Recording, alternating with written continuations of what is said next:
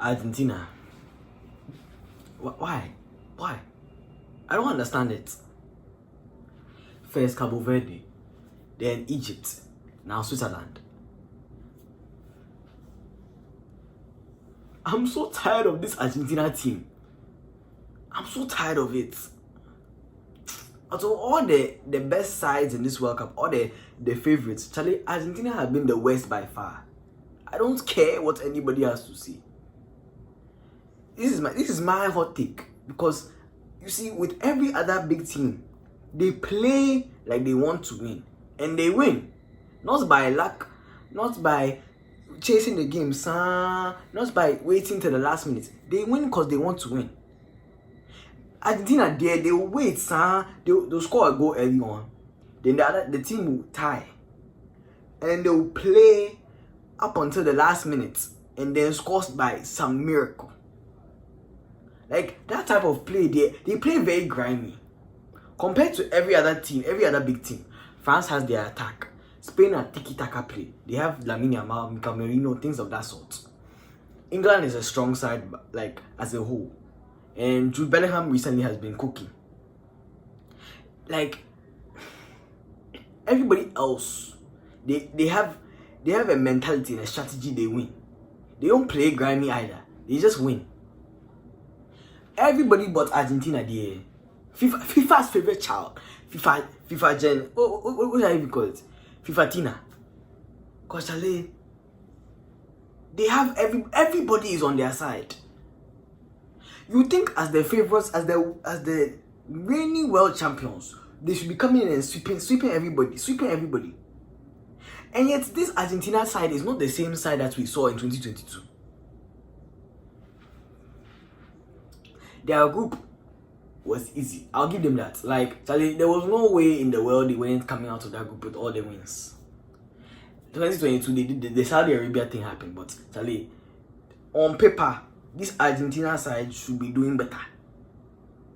2022, I feel like the squad was just better in general, because when you look at this 2026 Argentina squad, compared to the other big teams, the other big teams can beat them. The Europeans can beat them. They're the last South American country, but in my opinion, they're the least deserving South American country to be here. They've played very grimy to get here. First, there was the group stage. Group stage was easy. Jordan finished. Algeria finished. Austria was doing Austria things, so finished. That's one day. It was easy. The group was already easy for them. So they get out of the group. And the first people they have to play are who? Exactly. Even me myself, I don't remember. Because it was just that easy. They were just through like that.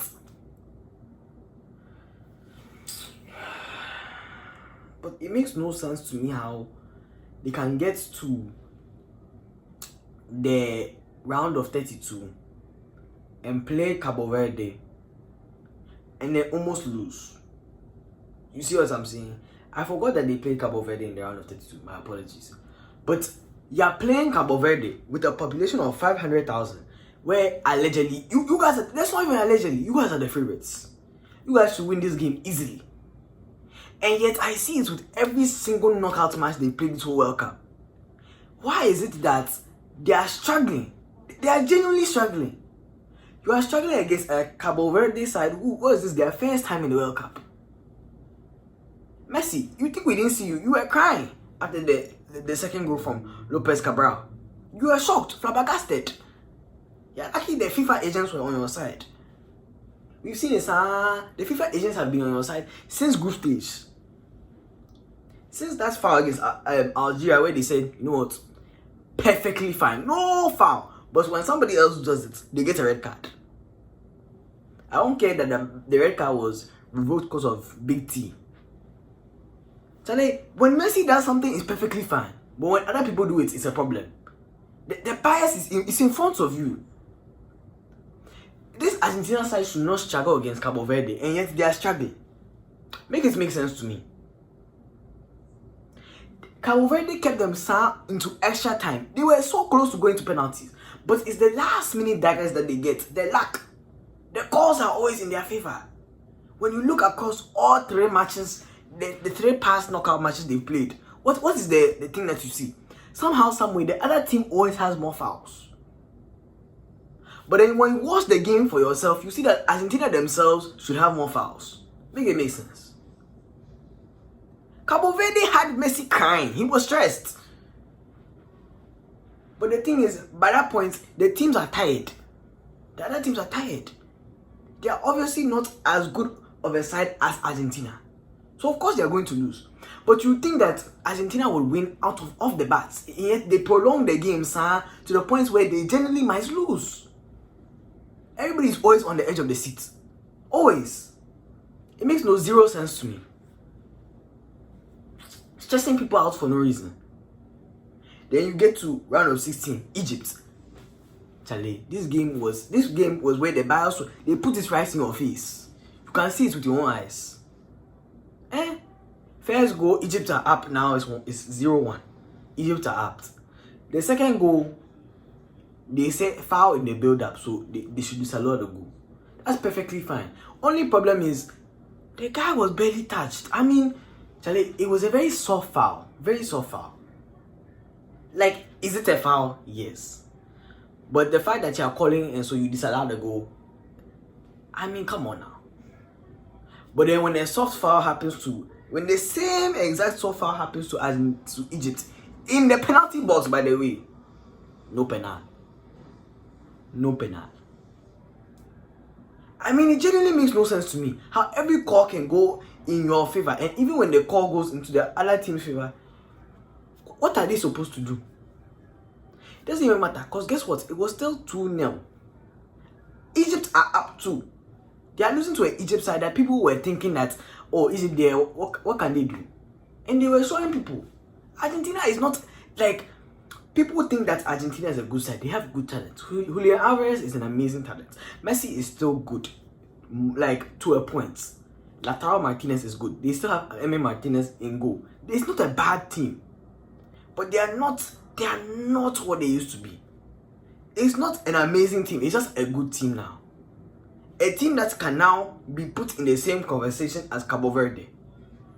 You know how crazy that sounds? If you told someone in 2022 that Argentina would have almost lost to Cabo Verde, they would look at you crazy. And yeah, that is what's happening. Egypt put BTA to them till the 80th minute. But it's like this Argentina side doesn't decide to actually play ball. They don't want to score goals till the 80th minute. As soon as it starts cutting it close, Charlie, yeah, you might as well start scoring goals.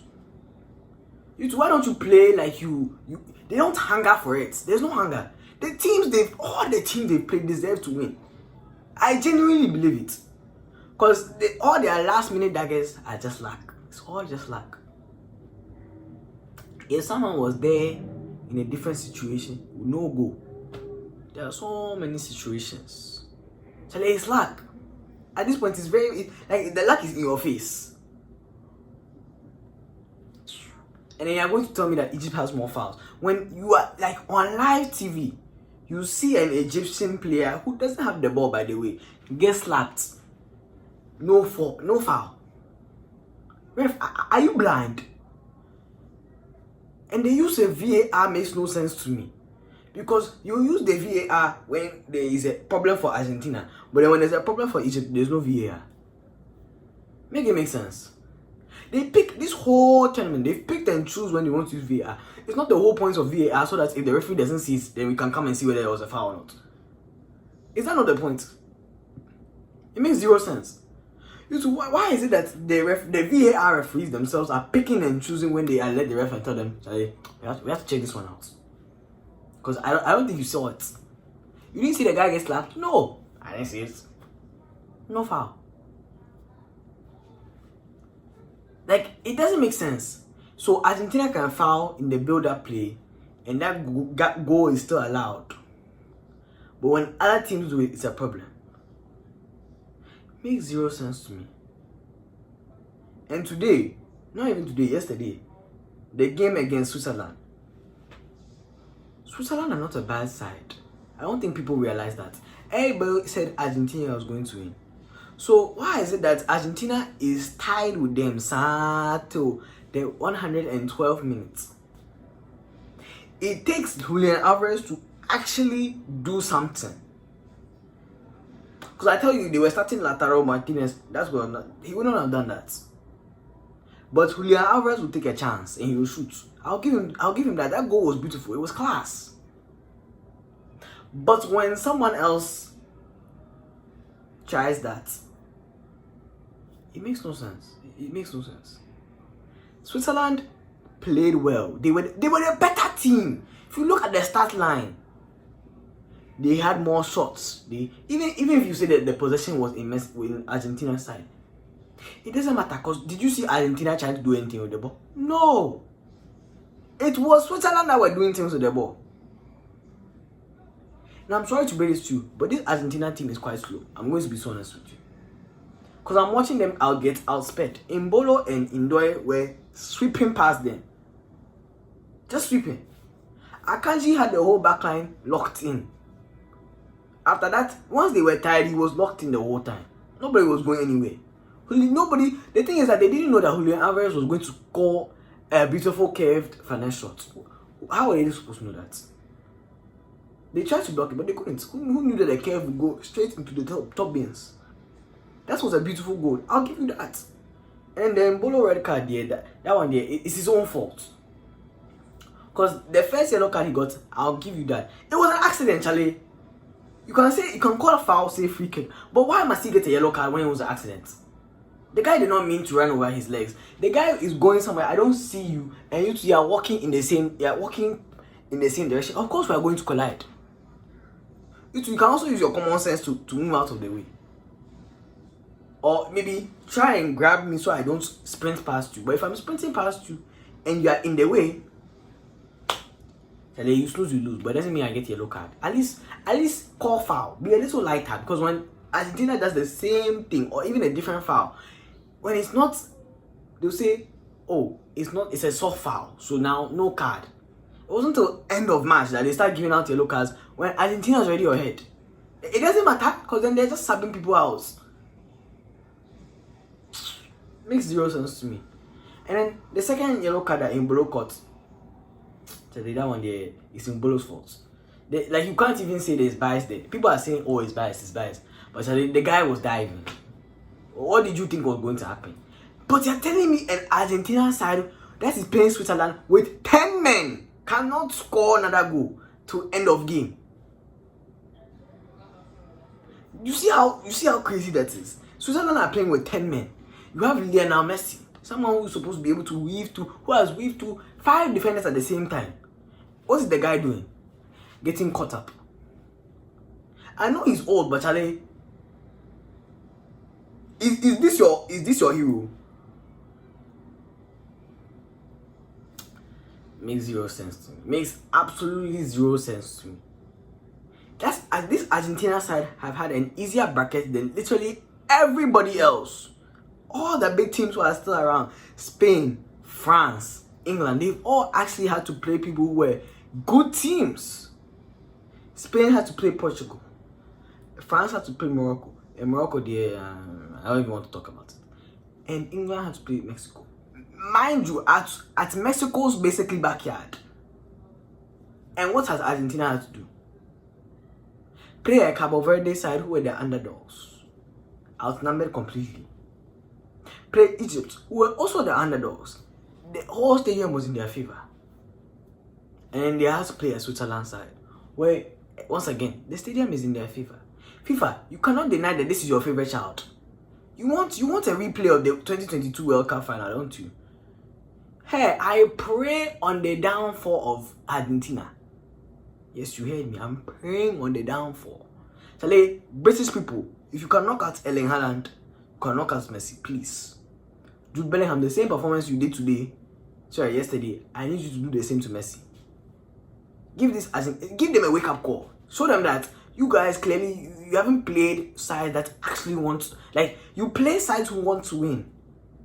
And you get lucky at the end of the game. So please, England, I'm telling you, because this team will not catch up defensively, Jude Bellingham, Anthony Gordon, Marcus Rashford, the whole front line, Harry Kane, you better put some shots in. I want to see the score be like 3-1. And I'm talking about in England's favor. Because Argentina needs a wake-up call. They need to understand that them to try to just go for one goal and then settle for ties till the end of the game. Show them, please, England. Give them BTA. Show them that when you are playing a side that knows what they are doing, not to say that the other side didn't know what they were doing, but when you are playing a side who will punish you harder than every other side you've played so far, the biggest challenge in your past right now, they will punish you. Argentina, their heads are getting big now. So much England will come and humble you. Come and see something.